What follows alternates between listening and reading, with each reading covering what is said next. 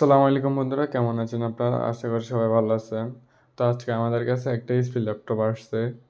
তো এটা আমরা উইন্ডোজ দেওয়ার সময় এই এররটা ফেস করতে হচ্ছে। তো কীভাবে আপনারা এটা সমস্যার সমাধান করবেন, আশা করি আমাদের এই সম্পূর্ণ ভিডিওটি দেখলে স্টেপ বাই স্টেপ ফলো করলে আশা করি শিখতে পারবেন। তো চলুন সম্পূর্ণ ভিডিওটি দেখুন।